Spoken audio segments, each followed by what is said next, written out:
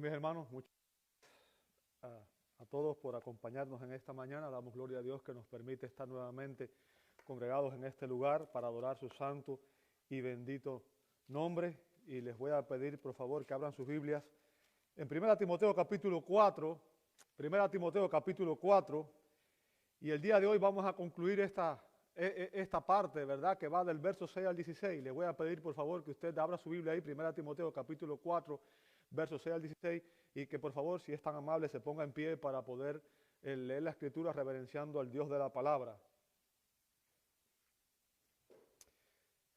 Si usted ve el subtítulo en la Biblia, tiene como subtítulo un buen ministro de Cristo. O sea, el enfoque del apóstol Pablo en esta porción de la Escritura es enseñarnos cuál debe ser el modelo de un buen ministro de Cristo, ¿cierto? Por tanto, esta porción de la Escritura es importante para nosotros porque la iglesia debe nutrirse y debe estar llena de buenos ministros. Y eso es lo que anhelamos ciertamente. Dice así la palabra de Dios: al señalar estas cosas a los hermanos, serás un buen ministro de Cristo Jesús, nutrido con las palabras de la fe y de la buena doctrina que has seguido. Pero nada tengas que ver con las fábulas profanas propias de viejas. Más bien, disciplínate a ti mismo para la piedad, porque el ejercicio físico aprovecha poco. La piedad es provechosa para todo, pues tiene promesa para la vida presente y también para la futura. Palabra fiel es esta, y digna de ser aceptada por todos, porque por esto trabajamos y nos esforzamos, porque hemos puesto nuestra esperanza en el Dios vivo, que es el Salvador de todos los hombres, especialmente de los creyentes. Esto manda y enseña. No permitas que nadie menosprecie tu juventud, sino sé ejemplo de los creyentes en palabra, conducta, amor, fe y pureza. Entre tanto que llego, ocúpate en la lectura de las Escrituras, la exhortación y la enseñanza. No descuides el don espiritual que está en ti, que te fue conferido por medio de la profecía con la imposición de manos del presbiterio. Reflexiona estas cosas, dedícate a ellas, para que tu aprovechamiento sea evidente a todos. Ten cuidado de ti mismo y de la enseñanza. Persevera en estas cosas, porque haciéndolo asegurarás la salvación tanto para ti mismo como para los que te escuchan. Nuestro Dios, damos gloria en esta mañana por tu palabra, Señor. Sabemos que a través de ella tú nos transformas. Señor, a través de tu palabra tú nos impartes vida espiritual. A través de tu palabra tú nos santificas y a través de tu palabra, Señor, tú edificas nuestra fe. Así que venimos ante ti, Señor, con humildad y en reverencia, reconociendo, Señor, que solo tú tienes palabras de vida eterna y rogándote, Padre, que tu palabra, Señor, penetre hasta lo más profundo y haga la obra en nuestros corazones.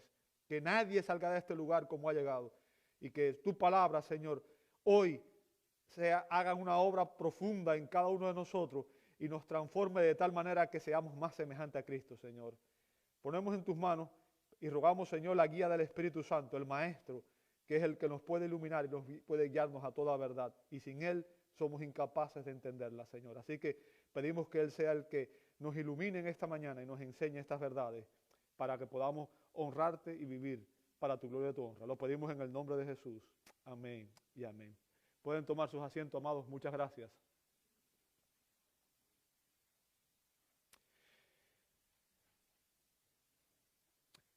El pasaje que hemos estado examinando y hoy creo que es la sexta o la séptima semana, no recuerdo bien, ¿verdad?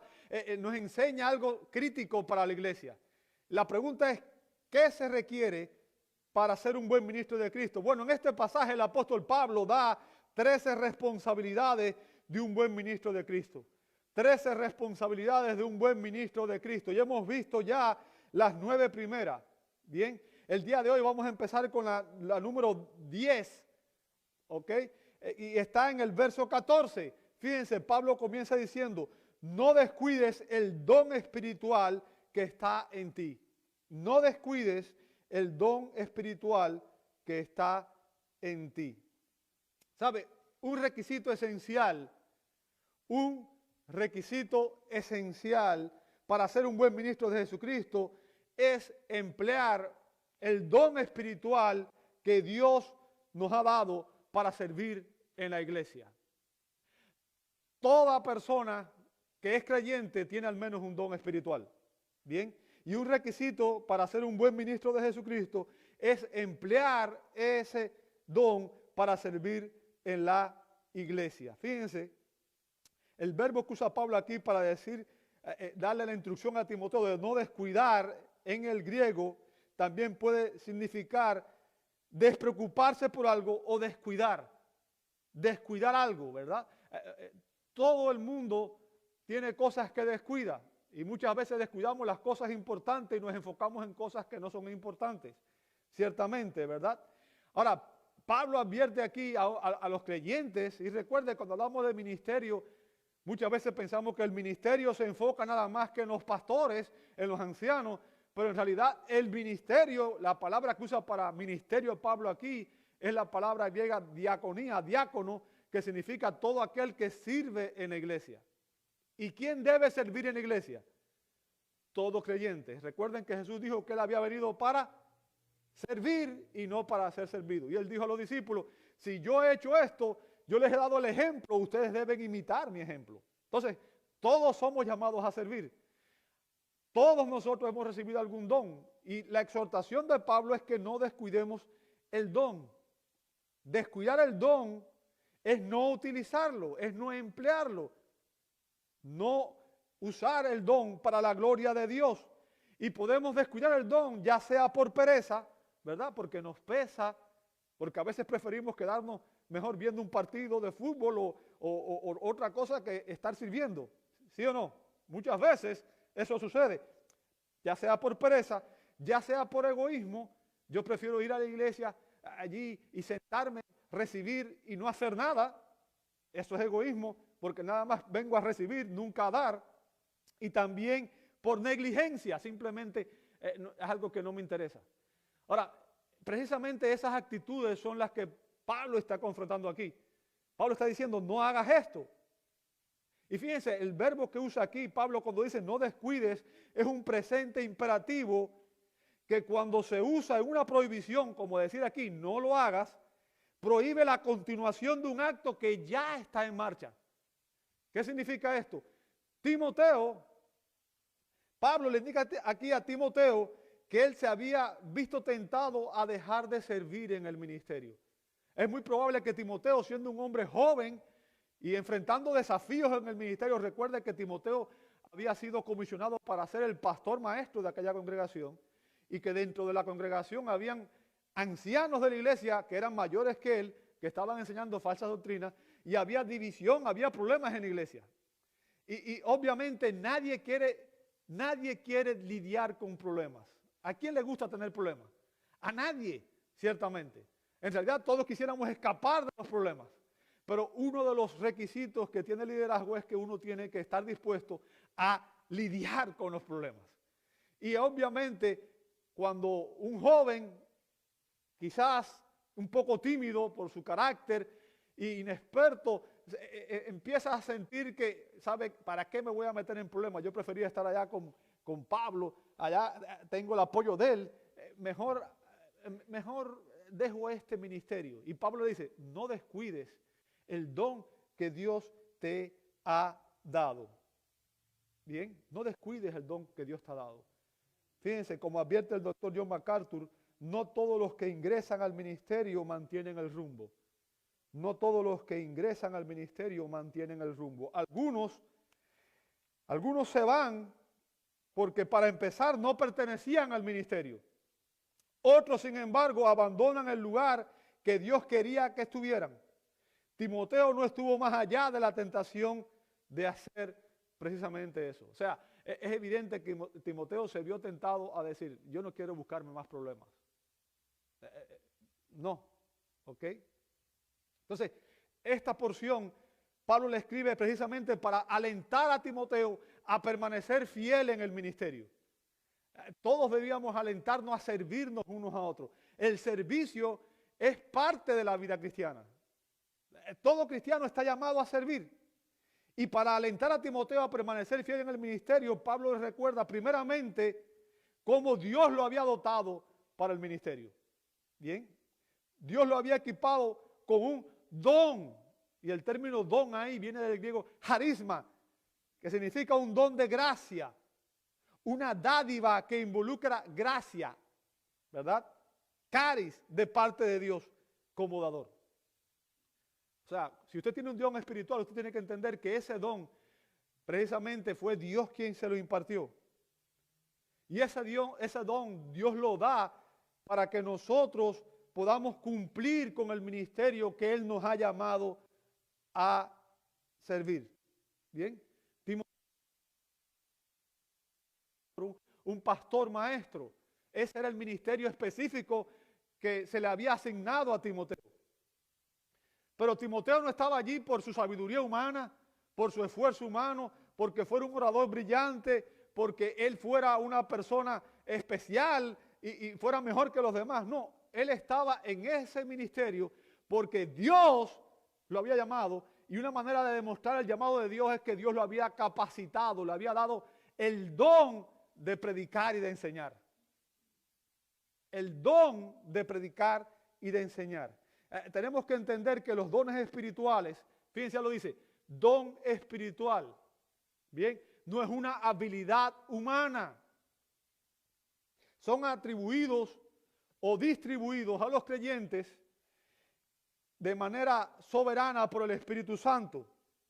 Usted puede ver eso en 1 Corintios 12, 11, donde Pablo dice que Él da a cada uno conforme a su voluntad. O sea, es Dios quien determina qué don va a tener cada persona. Y yo he dicho varias veces, a mí me encantaría tener el don de la música. No lo tengo, tengo mi oído cuadrado. No sé diferenciar un la de un sol. No puedo. Entonces, uno no escoge el don.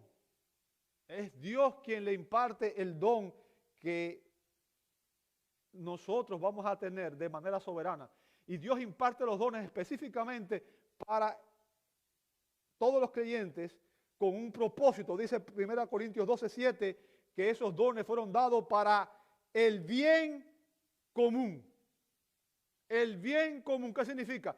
Ningún don que Dios nos da ha sido dado para que yo me exalte sobre los demás o para que yo me sienta mejor sobre los demás. Recuerdan, eso es lo que estaba pasando en Corinto, que algunos estaban buscando el don de profecía o el don de lengua porque querían ser superiores a los otros. Sin embargo, todos los dones que Dios da tienen un solo propósito, y es que cuando usted y yo empleemos el don que nos ha dado, sirva para edificar a mis hermanos en la fe.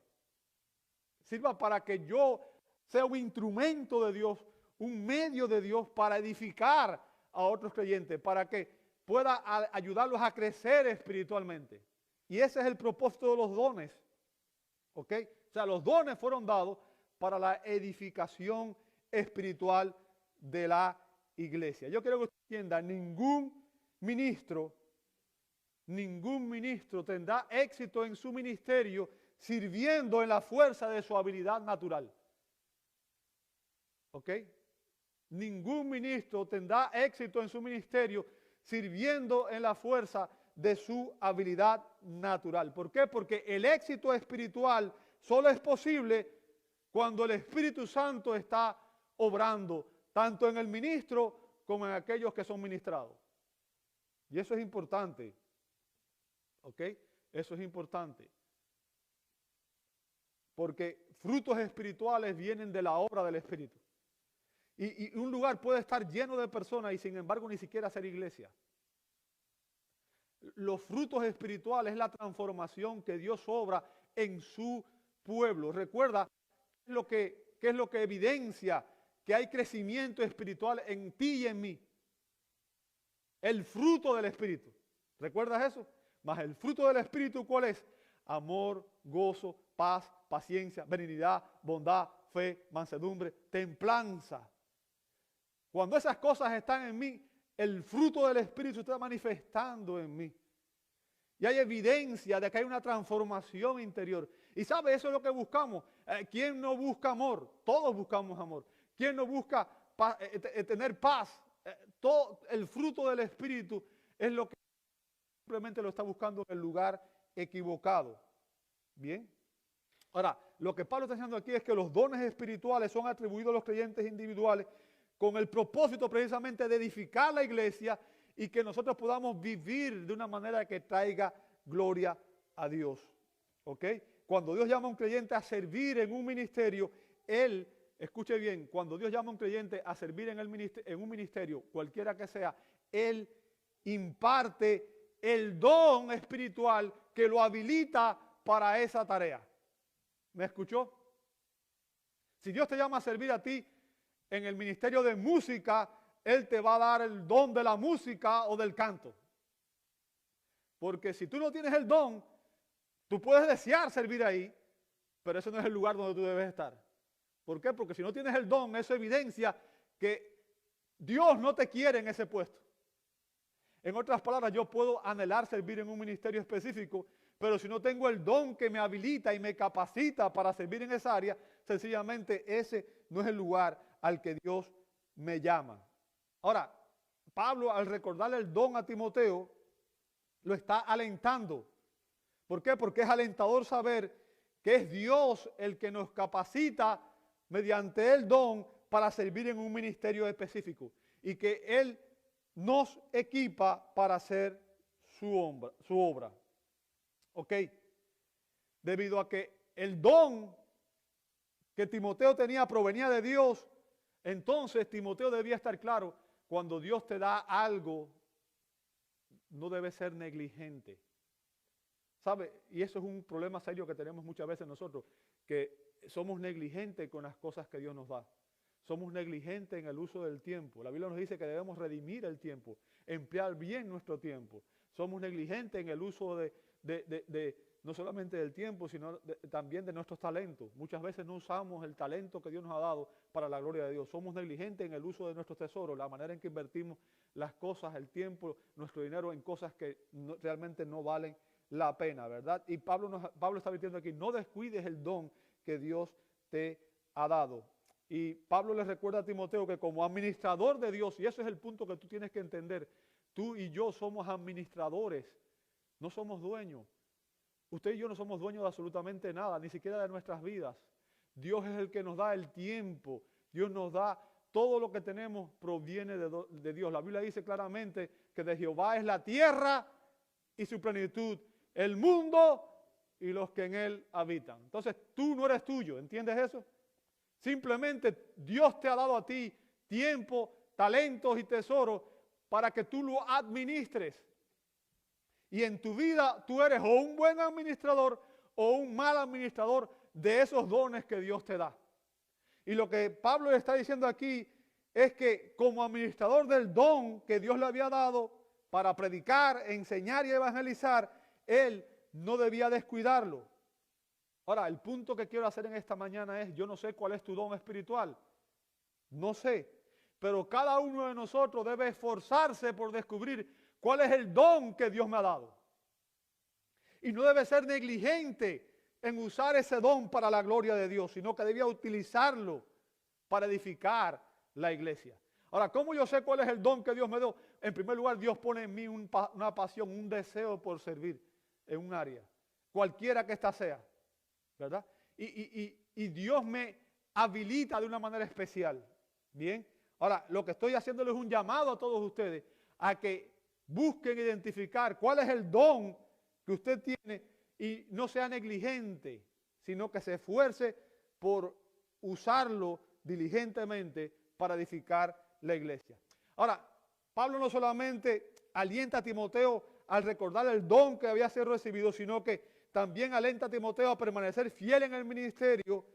En segundo lugar, recordándole que su don, dice Pablo ahí en ese verso, le fue conferido por medio de la profecía.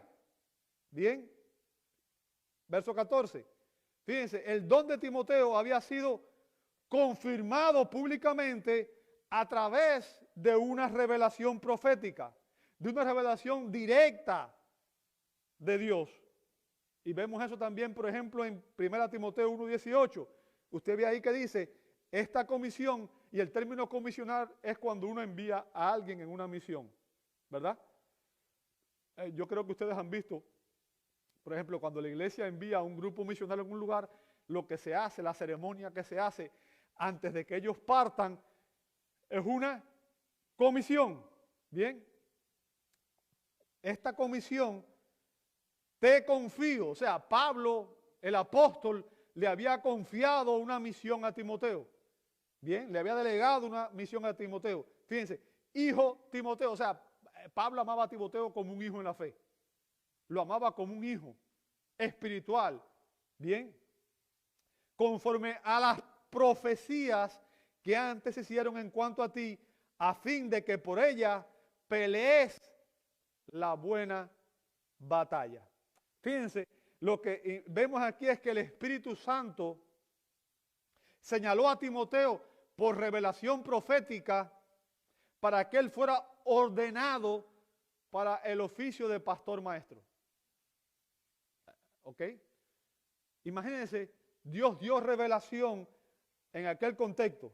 Ahora, aquí quiero detenerme un momento y hacer una explicación, porque para entender la Biblia tenemos que entender el contexto teológico, histórico, cultural en el cual se da la enseñanza. Bien, este evento ocurrió en un periodo de transición entre el judaísmo y el cristianismo. ¿Se entiende eso? O sea, hasta el advenimiento de Cristo, el judaísmo era la religión verdadera. Bien, pero con el advenimiento del Mesías viene un nuevo pacto y ahora en Cristo hay una transformación, hay un nuevo cambio, hay una nueva manera en la cual Dios obra en su pueblo. ¿Se entiende ahí? Es importante que entendamos esto. Ahora, en ese contexto, Dios dio una serie de dones milagrosos que eran confirmatorios y temporales, que fueron dados con un propósito, validar a los profetas y a los apóstoles que estarían encargados de establecer los fundamentos de la iglesia.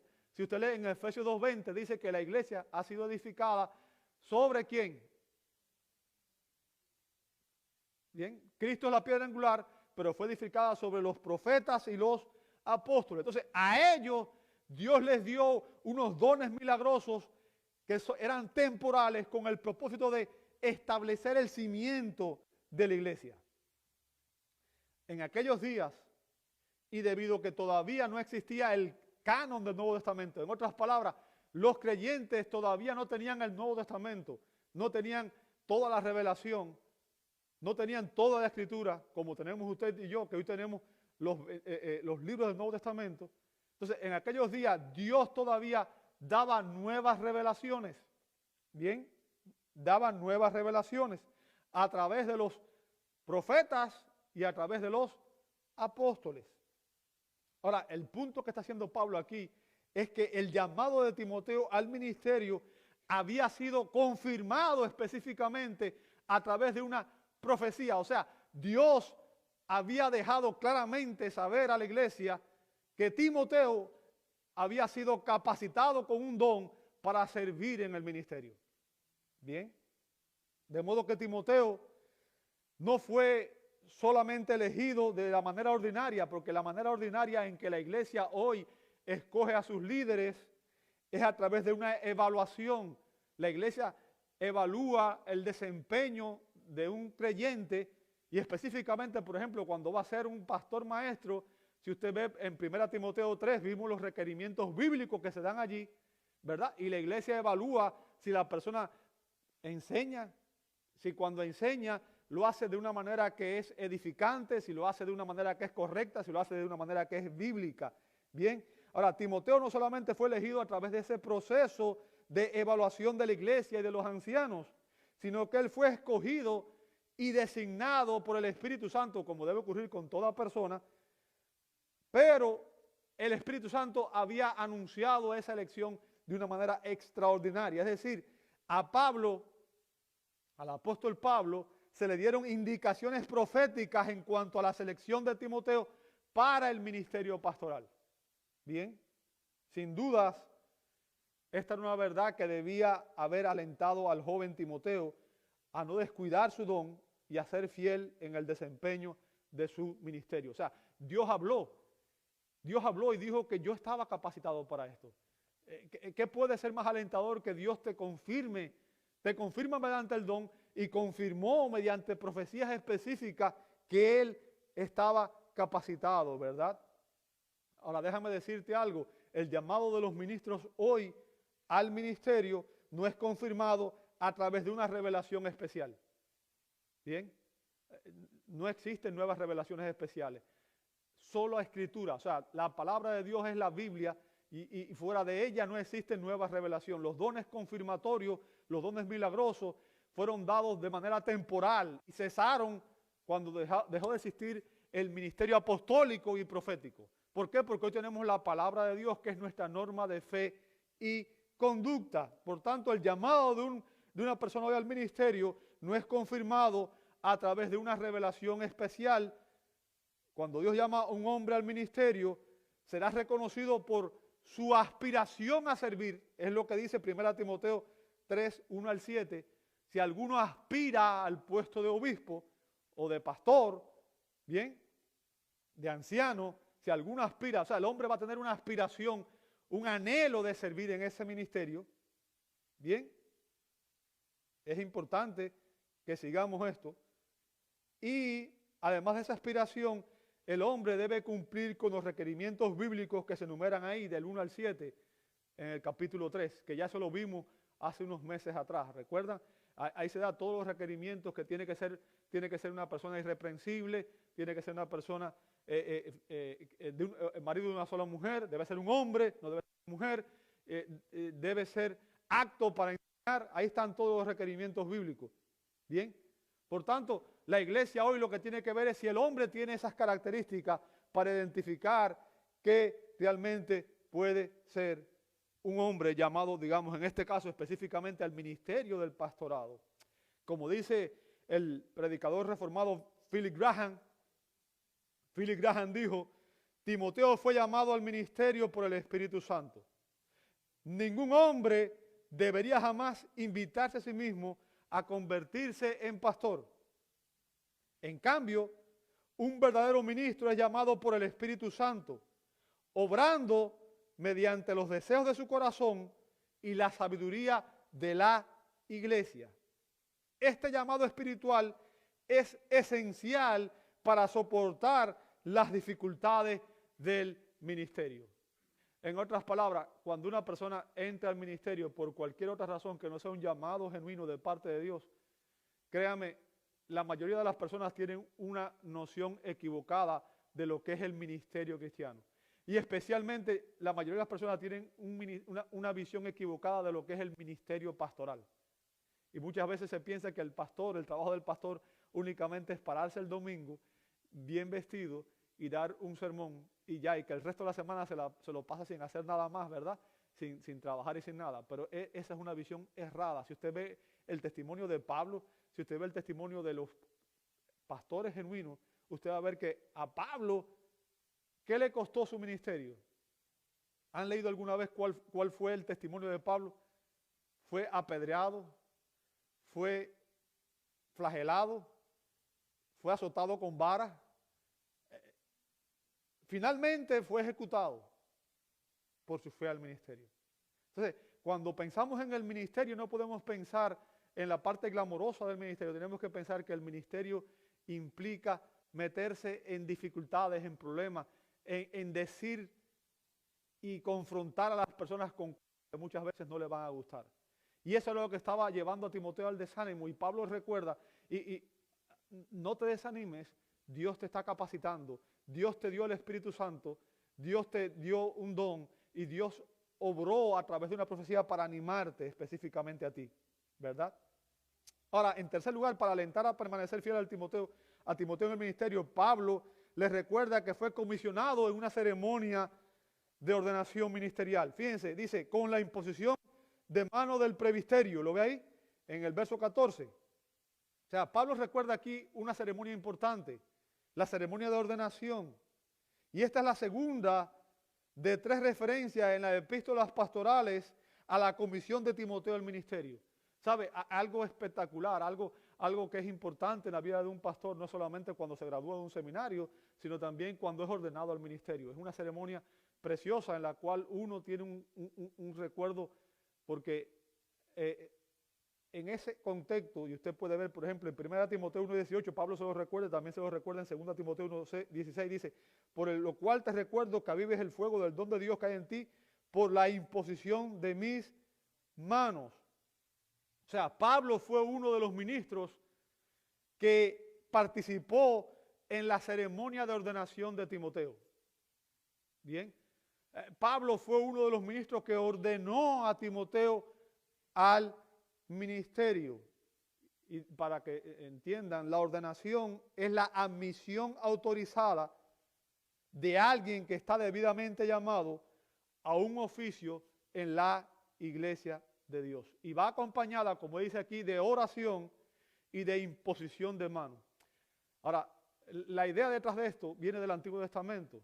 En el Antiguo Testamento, Dios había establecido una serie de ritos en los cuales la persona, para recibir el perdón de Dios, debía llevar un sacrificio, y ese sacrificio era obviamente ejecutado o sacrificado en lugar de la persona.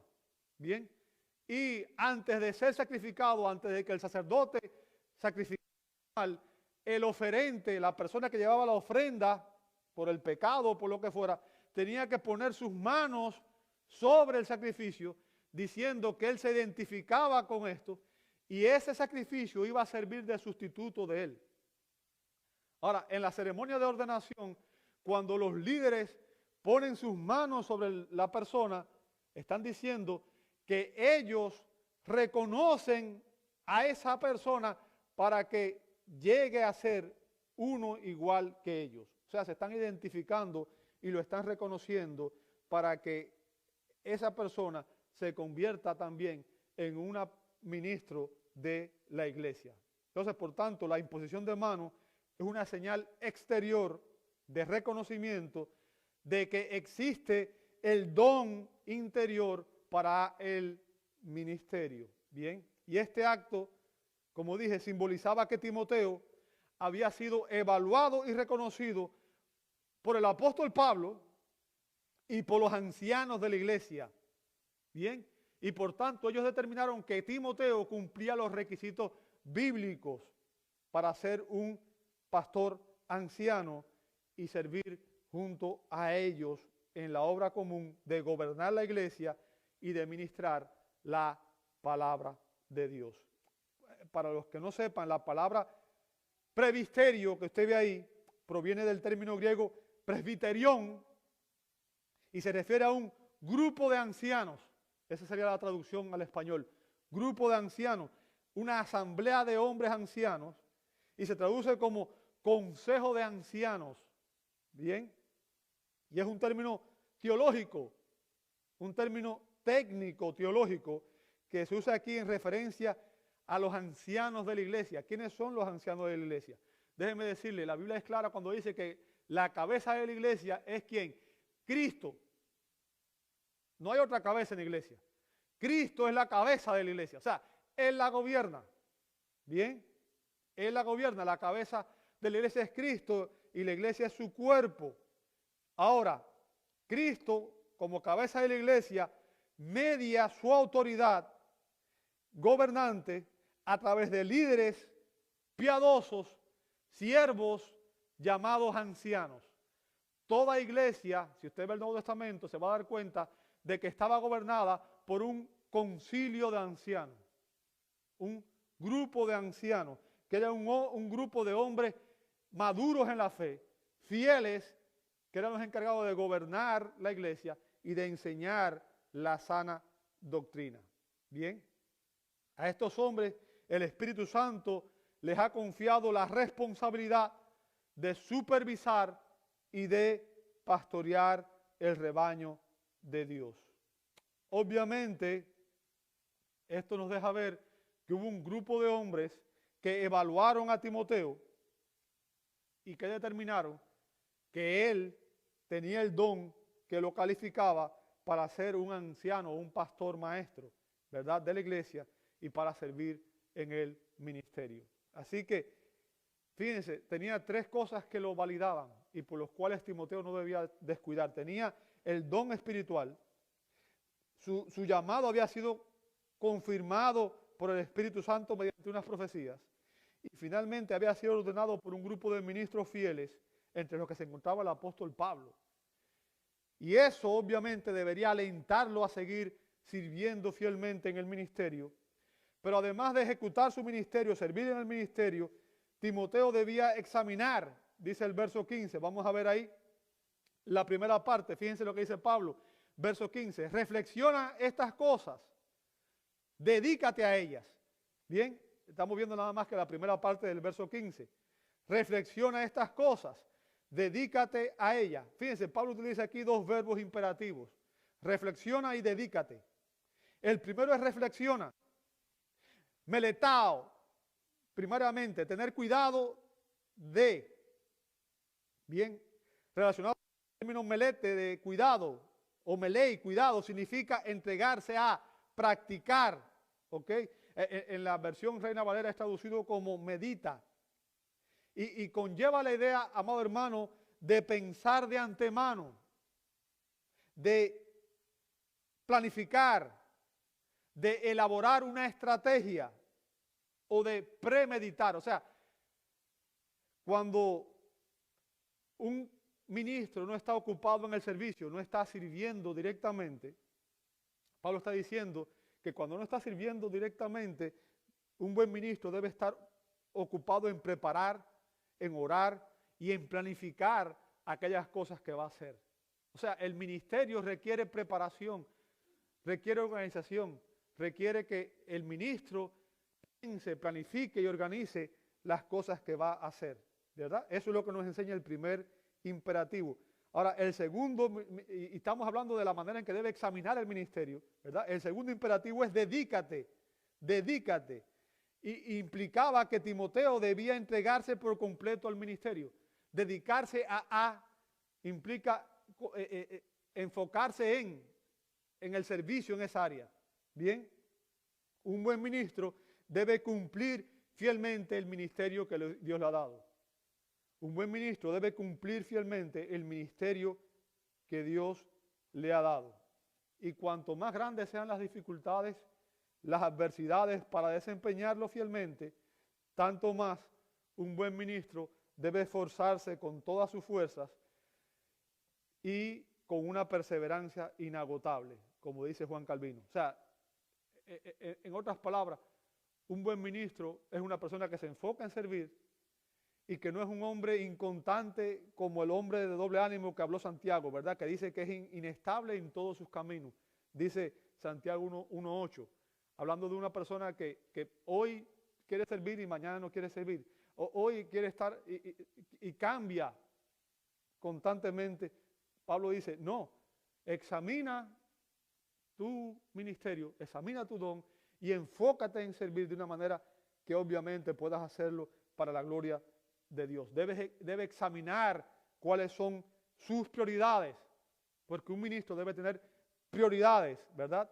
Y debe evidenciar su crecimiento. Vamos a ver aquí en el verso 15, la segunda parte, después de decir, reflexiona sobre estas cosas, dedícate a ellas, fíjense lo que dice Pablo, para que tu aprovechamiento sea, ¿qué cosa? Evidente a todos.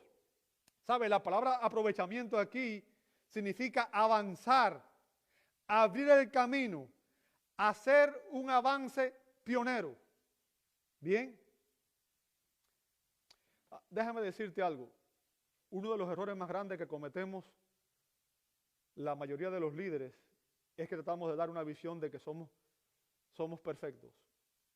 No queremos que las personas reconozcan nuestras debilidades. Y eso es un error garrafal. Es un error garrafal. Bien.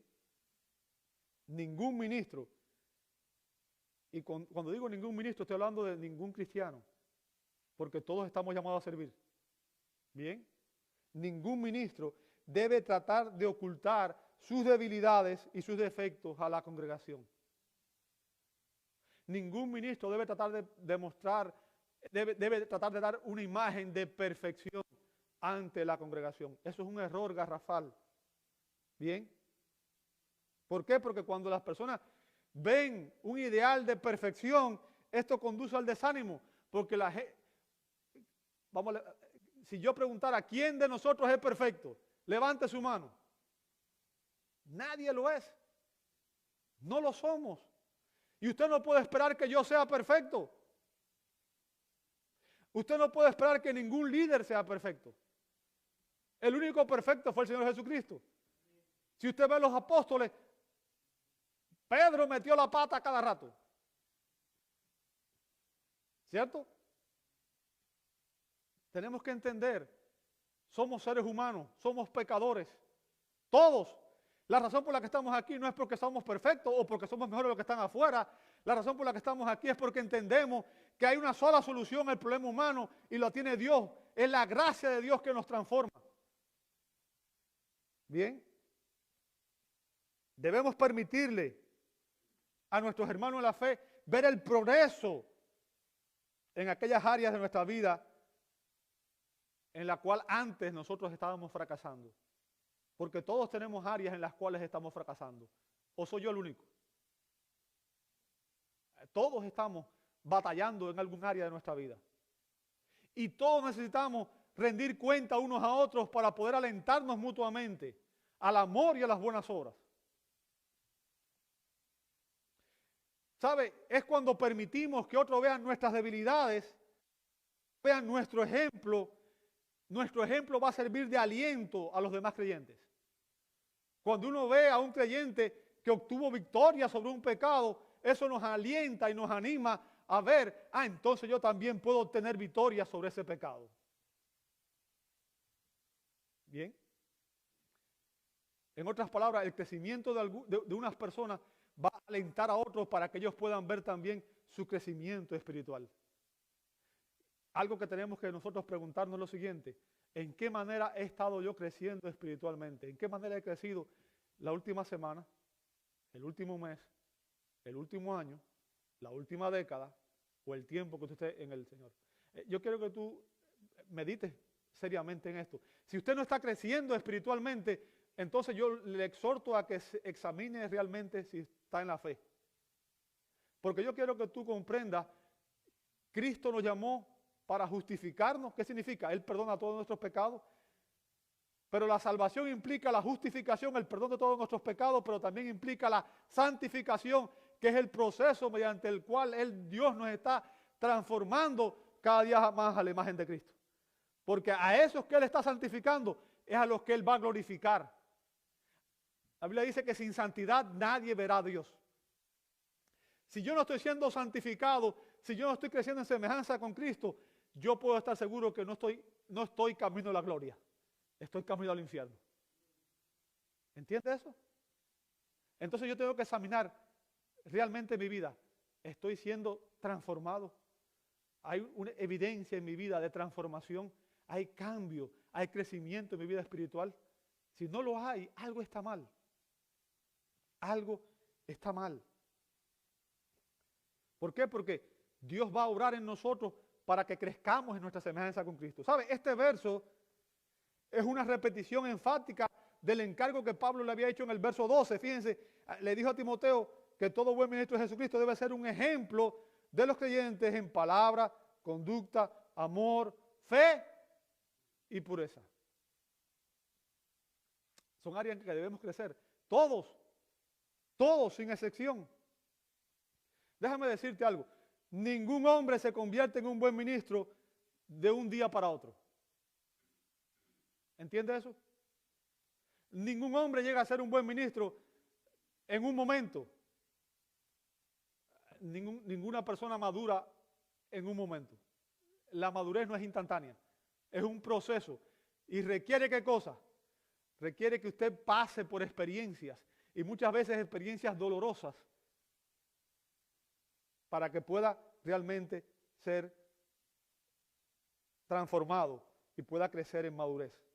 Bien, ningún ministro es perfecto.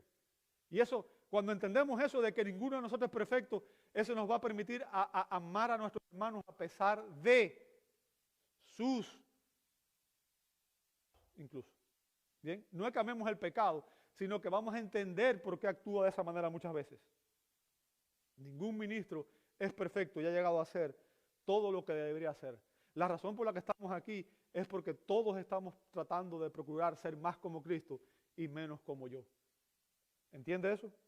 El mismo apóstol Pablo dijo en Filipenses 3, 12 al 14, no que ya lo haya alcanzado. O sea, Pablo no sentía que ya él era un hombre como debía ser, o que ya haya llegado a ser perfecto, ¿sabe? Y el término perfecto ahí no significa que el término perfección, porque ninguna persona va a llegar a ser perfecto en esta tierra. Se refiere a madurez.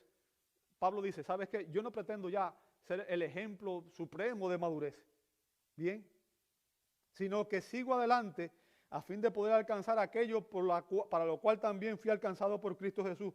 Hermano, yo mismo no considero haberlo ya alcanzado, pero una cosa hago, olvidándome lo que queda atrás y extendiéndome lo que está adelante, prosigo hacia la meta para obtener el premio del supremo llamamiento de Dios en Cristo Jesús. O sea, Pablo entendió que él tampoco había llegado.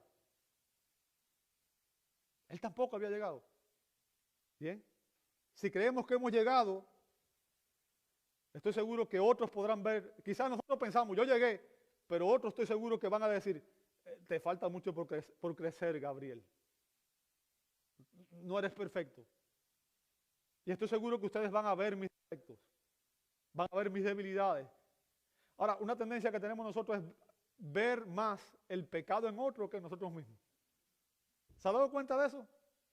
Que a veces vemos una persona, mira qué pecador es, mira todo lo que está haciendo, y se nos olvida lo que dijo Jesús, que estamos más dispuestos a ver la paja que está en el ojo de otro y no la gran viga que tengo yo mismo. Entonces yo muchas veces critico el pecado en otro cuando yo mismo estoy cometiendo ese pecado. Porque es más fácil condenar el pecado en otro que condenar el pecado en mí. Pero lo que estoy tratando de hacer es que usted entienda que todos tenemos que llamarnos nosotros mismos, examinarnos, porque al final de cuentas lo que queremos es estar en comunión con Dios, ¿verdad? Y Pablo usa aquí la analogía de un corredor. La vida cristiana es una carrera de maratón, no de velocidad. ¿Bien? Para describir su propio crecimiento espiritual. Ningún ministro, ningún creyente ha alcanzado la meta de ser como Cristo. ¿Sabes? Si yo me comparo con alguno de ustedes, quizás yo pueda sentirme orgulloso de mí mismo y decir, si yo me comparo con, yo estoy por encima de. Pero al final, la norma que tenemos usted y yo y por la que tenemos que compararnos, ¿sabe quién es? Es Cristo. Es Cristo. Y cuando yo me comparo con Cristo, hermano, me avergüenzo de mí mismo. Me avergüenzo de mí mismo. Y eso es lo que debemos tener en mente usted y yo. Nuestra meta es ser como Él. Más como Él, menos como yo. Y esta debe ser la meta de todo creyente. Y especialmente de todo ministro de Jesucristo, ¿verdad? Ser cada día más semejantes a Cristo. Y nuestro progreso en semejanza con Cristo evidenciará que realmente tenemos una relación personal con Dios que es vital y cada vez más profunda. ¿Sabe? Cuando uno empieza a ver la manera en que Dios obra en el corazón de otras personas, eso nos da aliento. El testimonio de otros nos alienta a nosotros a crecer y a continuar en la carrera espiritual, en la carrera de fe. Ahora, además de evidenciar el crecimiento en su vida, un buen ministro debe ser exhortado. Y note, todo cristiano debe ser exhortado. Vea lo que dice el verso 16. Escuche las palabras de Pablo. Ten cuidado ¿de quién? De ti mismo y de la enseñanza. Persevera en estas cosas. Fíjense, Pablo aquí concluye estas instrucciones a Timoteo exhortándole. En realidad es un verbo imperativo, por tanto es una orden, es un mandato. ¿Bien? Es un mandato a que prestara mucha atención a su vida privada y también a su vida pública. Dos áreas que debemos prestar atención: mi vida privada y mi ministerio público. ¿Bien? ¿Por qué? Porque su conducta en ambas áreas deben estar por encima de cualquier reproche, dice Pablo en 1 Timoteo capítulo 3. Bien. ¿Sabe? Un siervo de Dios puede cometer el inmenso error de estar tan ocupado ayudando a otros. Y créanme, yo soy culpable de eso. Estoy predicando algo que yo sé porque lo he vivido. No estoy diciendo algo que aprendí por un libro nada más. Es algo que yo he vivido.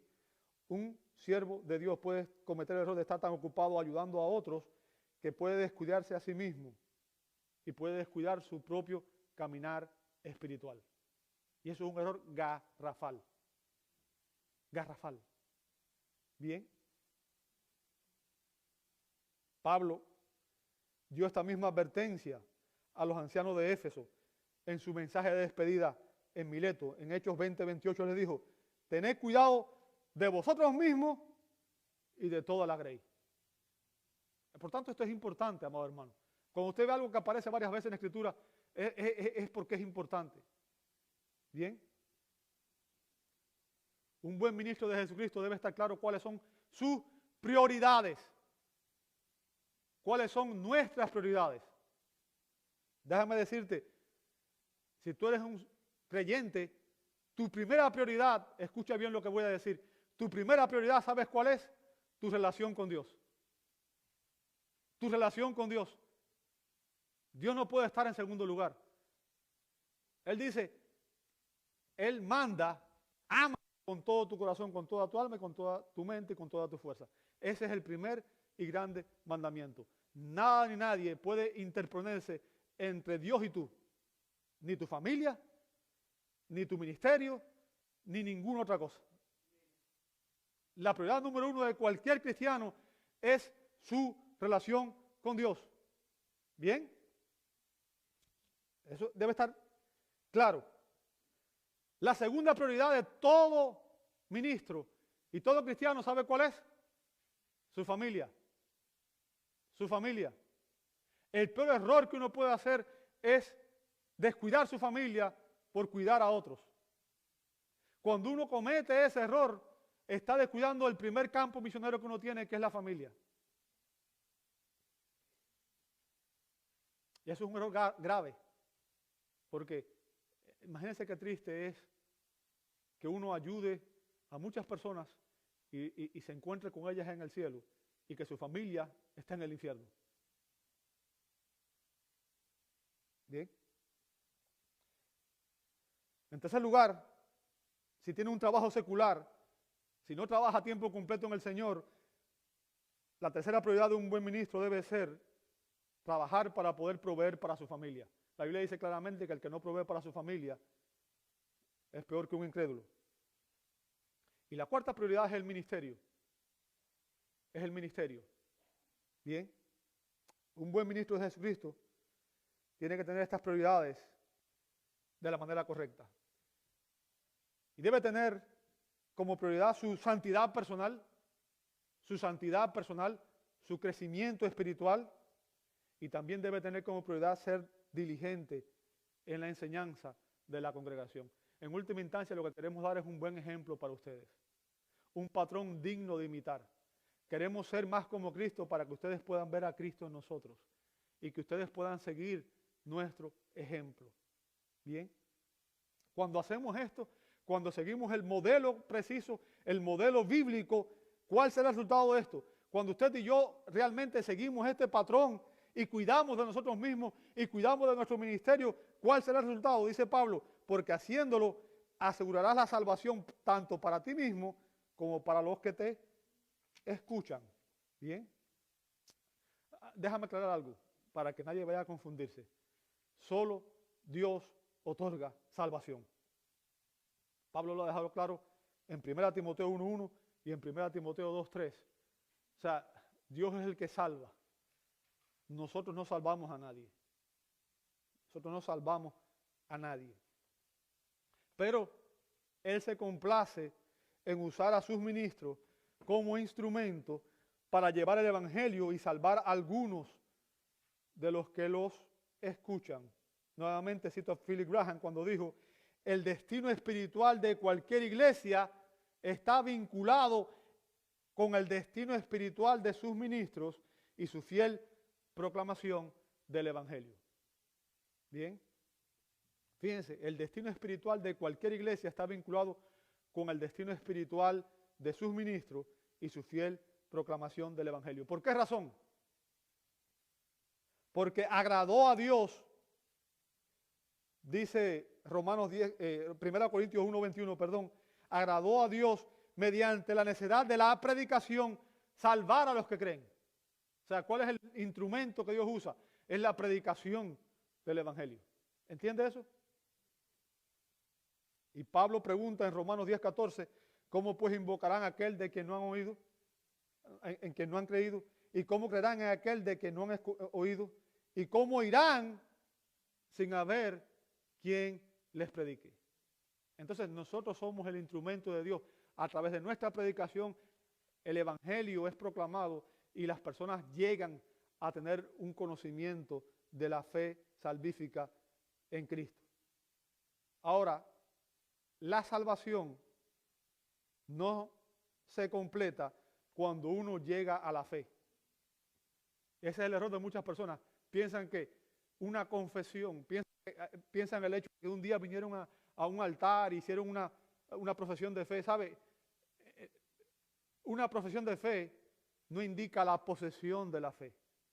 Porque la salvación es una obra que comienza con el arrepentimiento y la fe en Cristo, pero continúa en la santificación y hasta, o sea, en la justificación, Dios nos libra de la condenación por el pecado. En la santificación, Dios nos está librando del poder del pecado. Y en la glorificación, Dios nos va a librar de la presencia del pecado. Por tanto, la salvación es una obra continua que empieza el día que uno recibe a Cristo por la fe y va a concluir el día que estemos en el cielo, en la gloria con Cristo. Es un proceso, ¿bien?